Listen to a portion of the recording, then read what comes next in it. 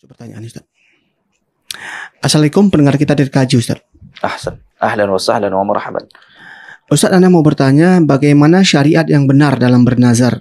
Mohon pencerahannya Ustaz. Karena selama ini yang beredar di daerah kita, apakah itu sesuai dengan Al-Quran dan Sunnah Ustaz? Saya nggak tahu bagaimana yang tersebar di daerah kita. Baik, mungkin Abu Talha bisa menyebutkan salah satu contohnya. Mungkin bernazar ke tempat-tempat tertentu Ustaz sebagian ya, untuk menyembelih sesuatu gitu ya. Iya. Baik. Nazar, definisi nazar, pembahasan nazar dibahas dalam kitab fikih dengan pembahasan khusus, pembahasan an-nuzur atau an-nazar wal aiman, sumpah dan nazar. Dan dia juga dibahas di dalam kitab akidah, terkhusus dalam tauhid al-uluhiyah, untuk menerangkan bahwa nazar tidak boleh dipalingkan kepada selain Allah karena nazar adalah ibadah. Baik, definisi nazar adalah ilzamul abd ala nafsihi bima lam yalzam. Seorang hamba mengharuskan dirinya melakukan sesuatu yang tidak Allah haruskan sebelumnya. Misalkan nih, kalau saya lulus PNS biasa gitu ya. Tentu dulu gitu enggak? Kalau saya lulus PNS, saya bernazar akan bangun masjid. Masjid kayak kebesaran nih, nggak mungkin nih kalau sekedar PNS nazarnya bangun masjid. Biasanya apa kalau lulus PNS nazarnya betul?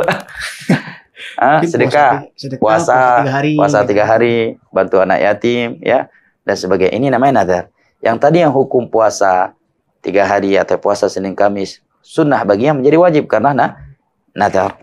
Ya, kalau saya menang tender, kalau kontraktornya, kalau saya menang tender, ya saya bernazar akan membangun satu tembok masjid, ya, satu tiang masjid.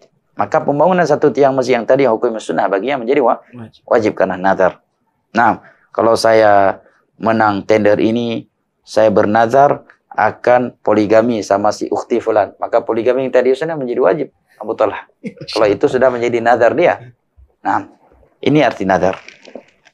Dan nazar adalah suatu pembahasan yang sebagian penuntut ilmu terbingungkan. Karena hukum asal nazar itu dilarang. Terlarang. Dan melaksanakan nazar yang telah diucapkan, itu wajib. Oke, para ulama ketika membahas kaidah fikih al-wasailu laha ahkamul maqasid, sarannya itu mengambil hukum ujungnya, mereka kecualikan bab nazar. Ya, ujungnya ibadah, tapi sarananya tidak boleh.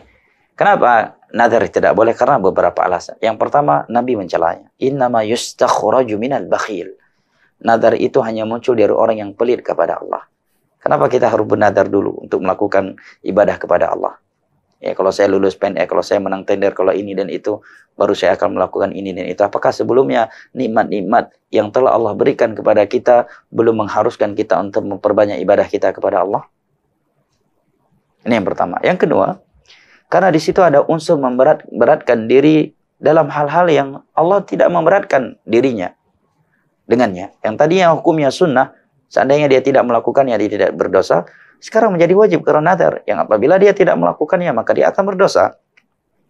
Dan Allah tidak suka kepada orang-orang yang memberat-beratkan dirinya dengan hal-hal yang tidak Allah beratkan. Maka Nabi kita diperintahkan oleh Allah untuk mengatakan, Qul la as'alukum min ajrin wa ma ana minal mutakallifin. Katakanlah, wahai Muhammad, aku tidak meminta upah kepada kalian dalam berdakwah. Upah itu sebuah minoritas yang sudah ada negosiasi jumlahnya ditentukan. Saya mau kalau sekian. Ya, kalau diberikan tanpa menentukan harga itu namanya ja'alah. Ya, ja'alah, bukan upah.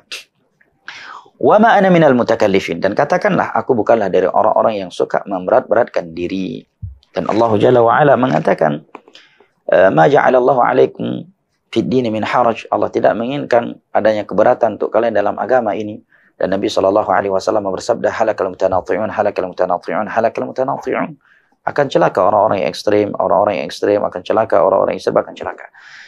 Nah, tetapi apabila seorang telah melakukannya, apabila nazarnya itu dalam suatu ketaatan, maka dia wajib melaksanakannya. Di dalam hadis yang sahih, Nabi SAW bersabda, man nazar an yuti'a Allah falyuti'hu.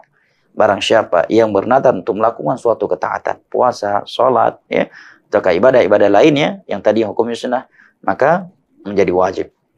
Atau amalan yang wajib, maka menjadi wajib karena dua hal. Wajib karena udah wajib sebelumnya, dan yang kedua wajib karena nazar. Yang apabila dia tidak melakukannya, dia harus membayar kafarah. Nah, ya, tetapi kata Nabi, "Wa man nadhar an ya'si Allah fala ya'si." Barang siapa yang bernazar untuk bermaksiat kepada Allah, maka dia tidak boleh melaksanakannya.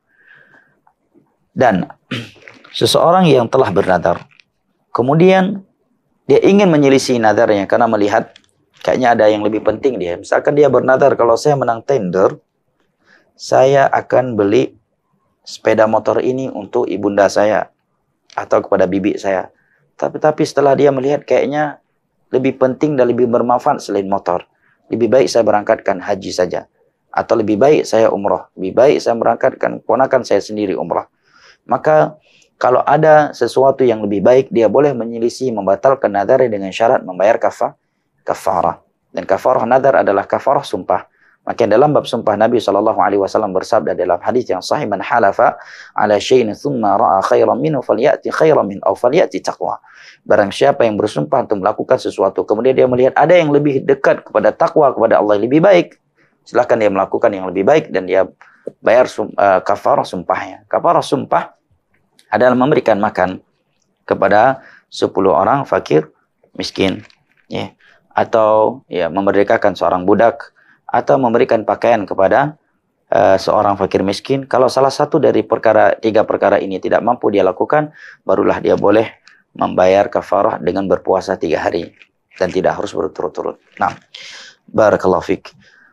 Yang berikutnya, apabila nazarnya itu dalam hal maksiat, bernazarnya iyadzubillah untuk menyembelih hewan di kuburan aulia fulan, jelas ini syirik besar. Karena Allah berfirman, "Fashalli li rabbika wanhar, qul inna salati wa nusuki wa mahyaya wa mamati lillahi rabbil alamin." Dan Nabi bersabda, "La'anallahu man dzabaha li ghairillah." Laknat Allah kepada orang yang menyembelih untuk selain Allah. Bernazar ingin menyembelih biasanya ayam hitam di kuburan wali fulan dan Allah, ini syirik besar. Membatalkan Islam seseorang kalau dia melakukannya. Maka dia tidak boleh melaksanakan nazarnya tersebut. Apakah dia harus membayar kafarah? Terjadi keselisih pendapat di kalangan ulama apabila bentuk nazar itu maksiat. Apakah seorang wajib membayar kafarah?